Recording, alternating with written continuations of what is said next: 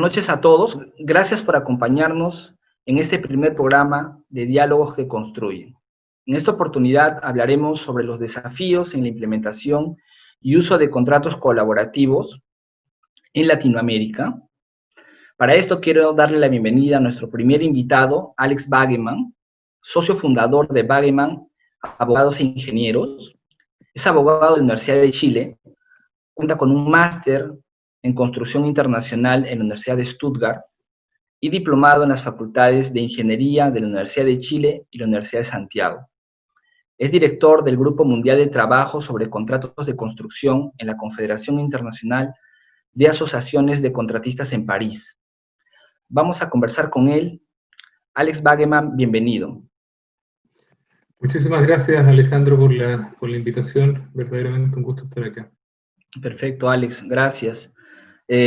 Todos sabemos de tu prestigio y gran conocimiento en temas de derecho de construcción y tu experiencia también gestionando proyectos usando contratos colaborativos. A continuación, te voy a hacer algunas preguntas relacionadas al tema que nos lleva el día de hoy a tener la entrevista. La primera de ellas sería, ¿cuáles son las principales razones para la implementación progresiva de contratos colaborativos en Latinoamérica? Bien, partamos de una condición básica en el derecho de la construcción, y es que ninguna obra termina como empieza. Siempre hay cambios, porque construir algo no es como comprarse un carro o comprarse una casa. Las partes hacen sus previsiones de riesgos al principio de los trabajos y miden cuáles son las posibles contingencias y quién se va a hacer cargo de dichas contingencias. Por lo tanto, en materia de construcción, el contrato es básicamente un ejercicio de distribución de riesgos que cuenta con un balance inicial, ¿ya? Luego, cuando este riesgo se produce, las partes discuten sobre quién se va a hacer cargo del mismo y cómo el contrato regula esa contingencia, y de eso puede resultar que el contrato siga con el balance inicial o bien ese balance se pierda. Ahora, bien, todo esto nace de una discusión que es eminentemente contractual, es decir, el contrato regula esto. El problema que yo veo en Latinoamérica es que los contratos, ante el riesgo, se tiende a transferir la contingencia directamente al contratista. Ahora, esta es una condición que el contratista sabe, que no tiene argumentos para poder reclamar posteriormente si es el caso que el contrato fue claro en la distribución inicial. Quiero decir con esto que no hay ontológicamente una pérdida del balance en caso que el contrato se aplique como se encuentra escrito, ya que el contratista asumió desde el principio una condición de riesgo que ya conocía, ¿eh? Y en ese sentido hay que hacer una diferenciación entre lo que puede ser injusto, ¿cierto?, y lo que puede ser legal. No siempre lo legal es justo, ¿eh? Y siempre esto va a generar una judicialización aguas abajo. Dicho esto, los contratos colaborativos se desmarcan de alguna manera respecto de la lógica de la predeterminación de los riesgos al inicio del contrato, haciendo que las partes vayan de alguna forma delineando o definiendo durante la ejecución del contrato los riesgos bajo la lógica de quién tiene que hacerse cargo de estos riesgos. Eso es lo interesante. Esto en el mundo anglosajón es bastante común, y basta simplemente que uno lea algo de Coase y el análisis económico del derecho para verificar esta aplicación. También el informe Egan del año 98 en el caso de Inglaterra. Ahora, en Latinoamérica esto es bastante menos usual. Sin embargo, y aquí la parte interesante, las actuales condiciones extraordinarias en las que estamos hoy día actualmente viviendo hacen necesario un análisis de este tipo antes de que nos veamos enfrentados a lo que yo denominaría un desastre de proporciones que se nos viene. Pensemos que la situación que estamos viviendo escapa de cualquier previsión contractual que pudiéramos haber tenido. Por ese motivo, yo veo como indispensable migrar de un esquema en donde los riesgos se encuentran predeterminados al inicio del contrato a una lógica de administración de los riesgos durante la ejecución del contrato, como efectivamente opera en el caso de un contrato colaborativo. Perfecto, Alex. Y en tu opinión, ¿cuáles serían los principales desafíos en la implementación y el uso de contratos colaborativos en la región? Bien, El primer desafío tiene que ver, creo yo, con los incentivos. Me explico. Las cláusulas de los contratos son usualmente dictadas por el dueño, ¿ya? Y por lo tanto cuentan con un esquema de distribución de riesgo a favor del dueño, ¿cierto? En caso de que se produzca una contingencia y muy pocas posibilidades de que ese contrato pueda ser de alguna manera negociado o discutido. Tanto sí que en algunas legislaciones se tiende a decir que el contrato de construcción es un contrato de adhesión, no necesariamente siendo así, pero está en una lógica bastante parecida. Entonces, la pregunta que surge es, ¿cómo convencer a ese dueño o propietario de utilizar un esquema más flexible en la asignación de los riesgos una vez producida la contingencia? Siento que, desde su punto de vista, ¿cierto?, él no está aparentemente en el papel ganando nada si es que busca alguna flexibilización de esa asignación de riesgo. Y la respuesta, lamentablemente, no es contractual, sino más bien comercial, y tiene que ver con el costo alternativo del conflicto, o más bien, o por otro lado, el costo de oportunidad de obtener un contrato a tiempo y con los costos controlados, en caso de que el contratista que originalmente se le asignó la propuesta por una condición de insolvencia no tenga la capacidad y esto se tenga que ir a manos de un tercero. Por ahí está el tema del incentivo. Un segundo desafío tiene que ver con un aspecto cultural propio de Latinoamérica, y que a mí hasta el día de hoy me resulta bastante difícil de entender. Yo siento que existe una separación que no tiene lógica alguna entre el análisis jurídico que hace el abogado, que no dispone de una visión comercial, y el análisis técnico-económico que hace el ingeniero o el constructor. Probablemente esto surge en la universidad, donde la formación del abogado está más enfocada en el análisis abstracto que en el desarrollo de las capacidades analíticas de corte económico. Y lo anterior trae como consecuencia inmediata que el abogado, que es usualmente quien redacta los contratos, no tiene sensibilidad en relación a la forma en la que se administra una obra y los objetivos que busca una obra, y se centra fundamentalmente en ver cómo le traspasa el riesgo a la otra parte frente a la contingencia, ¿ya? Y esto ocurre, desde mi punto de vista, porque los abogados de Latinoamérica, además de esta falta de visión económica, tenemos una formación muy adversarial, que está orientada hacia el manejo del conflicto. Por lo tanto, desde mi punto de vista, se hace necesario disponer de, llamémoslo de esta manera, redactores de contratos que tengan la capacidad de poder pensar tanto en lo técnico como en lo jurídico.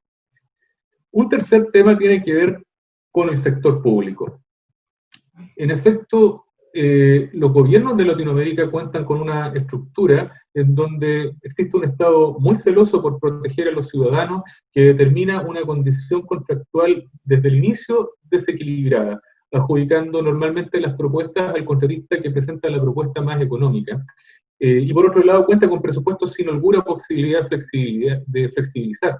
Por lo tanto, en esta camisa de fuerza no hay ninguna posibilidad de establecer un esquema contractual dinámico con condiciones más flexibles que impliquen a su vez el negociar pagos al contratista sin que a esa repartición en particular se le caiga todo el aparato estatal encima.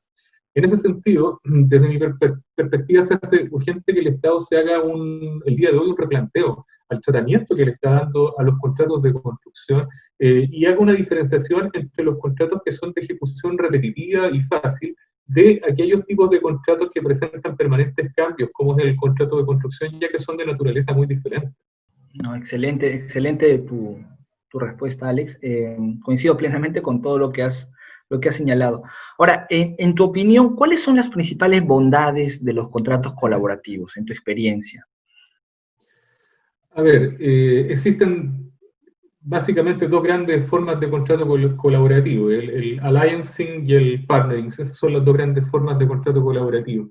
La gracia que tienen ambos es que permiten una mejor distribución de los riesgos de los contratos, ya que los riesgos están siendo usualmente evaluados en línea a través de la implementación de mecanismos de administración donde participan todos los involucrados en un proyecto: el propietario, el contratista, el subcontratista, el diseñador, la empresa de ingeniería.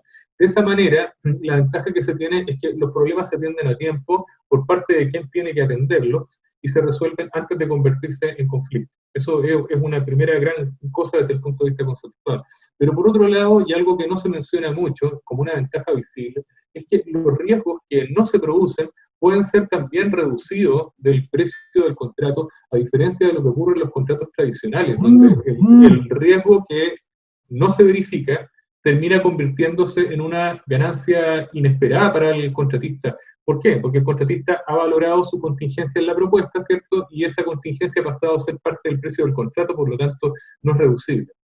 Entendiendo naturalmente este comentario, ¿cierto? Bajo la lógica de una presentación de una propuesta en un estado económico perfecto.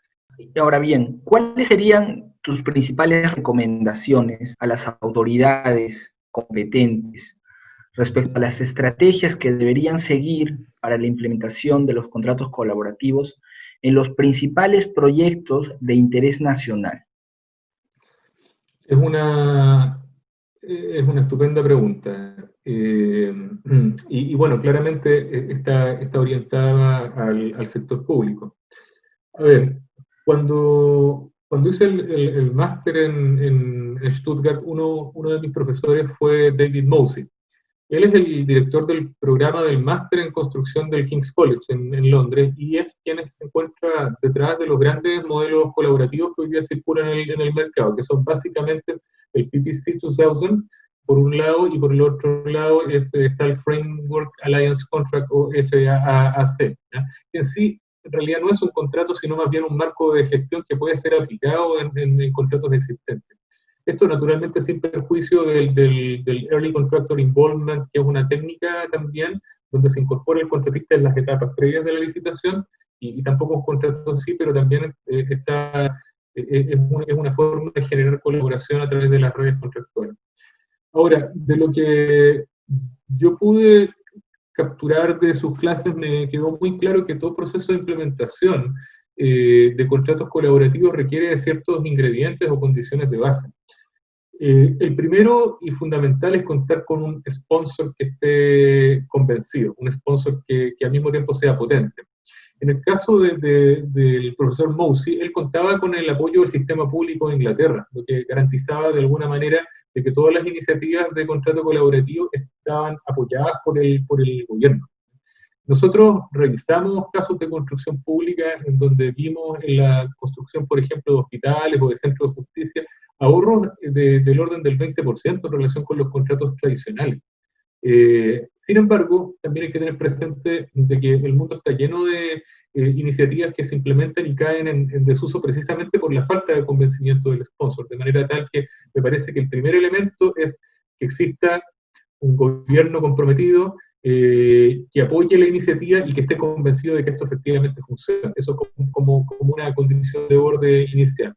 Lo segundo que se requiere es un fuerte proceso de capacitación y entrenamiento de los usuarios. Me ha tocado ver en muchas oportunidades buenas ideas que se tratan de imponer, pero simplemente a través de un dictamen, de una regla o la aplicación de un reglamento específico, pero sin capacitar a los usuarios, sin entrenarlos.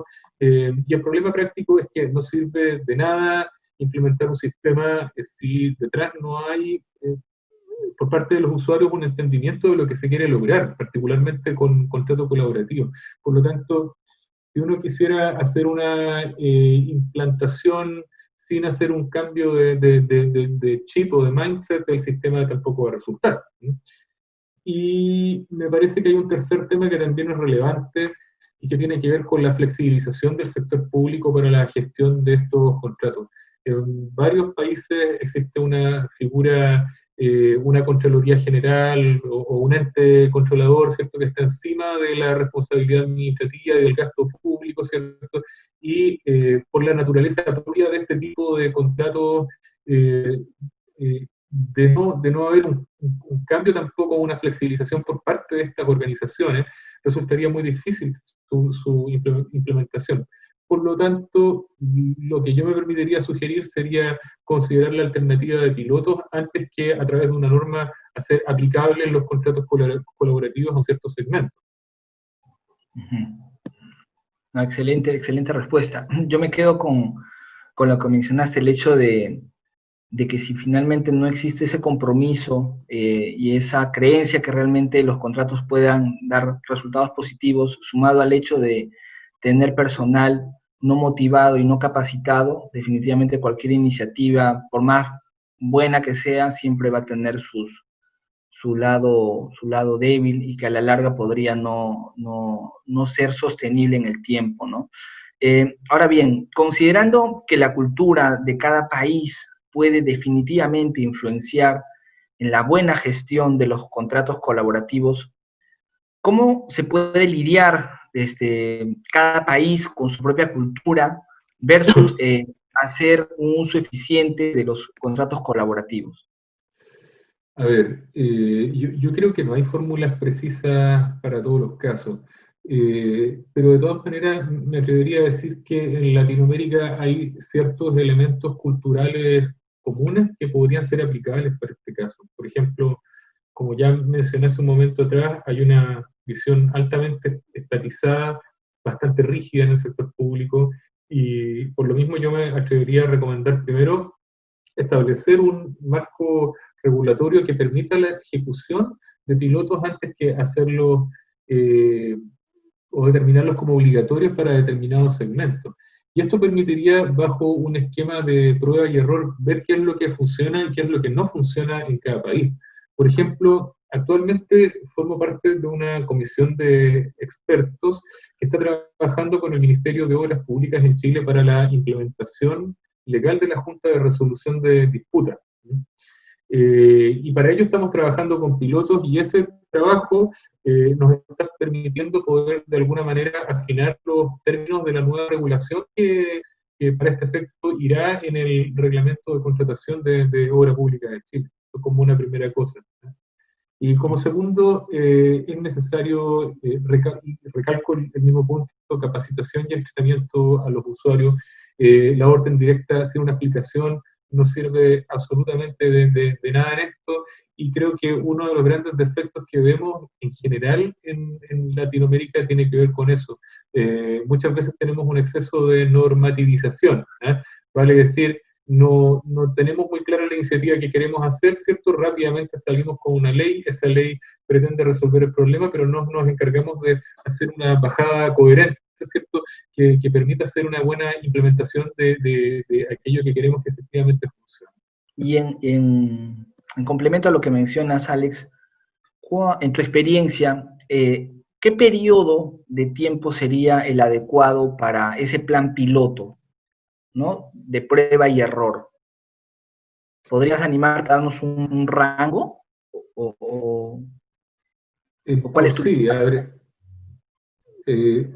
yo creo que la implementación de contratos colaborativos, y eso es algo que no he tenido la oportunidad de mencionar antes, se da bajo la lógica de contratos que revisten cierto nivel de complejidad. Pensemos, por ejemplo, en un hospital, que es un muy buen ejemplo, o edificación institucional no habitacional, donde tienes una serie de disciplinas que se van cruzando y la participación de una serie de stakeholders que están en las distintas etapas de la cadena de producción de este proyecto. Ese tipo de proyectos normalmente tienen una cierta extensión, por lo cual para que uno quisiera hacer la implementación de un piloto tendría que pensar en la lógica de ese tipo de proyectos. Y normalmente ninguno de esos proyectos dura menos de 1 año y medio, 2 años. De forma tal, ¿cierto?, de que yo me atrevería a decir que la implementación de un contrato colaborativo para un contrato de 6 meses, por ejemplo, resultaría relativamente difícil de llevar a cabo. O bien no se podrían ver tampoco de repente los beneficios en un contrato que tuviera una condición muy, muy simple de ejecución, o que fuese un trabajo de ejecución repetitivas, ¿no? Como por ejemplo podría ser la reparación vial, por dar un caso. Excelente, ¿no? Yo te comento que en los últimos meses acá en Perú se han firmado contratos gobierno-gobierno para proyectos de interés nacional, los cuales en definitiva van a usar contratos colaborativos, ¿no? Primero de ellos fue la firma de un contrato gobierno-gobierno con Corea del Sur para el desarrollo, asistencia técnica, digamos, para el proyecto del aeropuerto de Chincheros en Cusco. Lo segundo fue también la firma de un contrato gobierno-gobierno para la reconstrucción con cambios en el norte del país, proyecto bastante esperado por la ciudadanía del norte del Perú, que tiene un CAPEX estimado de 7 billones de soles.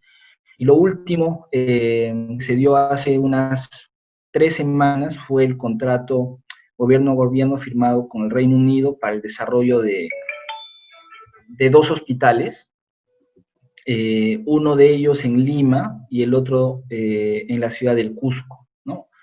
Definitivamente coincido con lo que expresas, son muchas veces los proyectos donde la complejidad y la multiespecialidad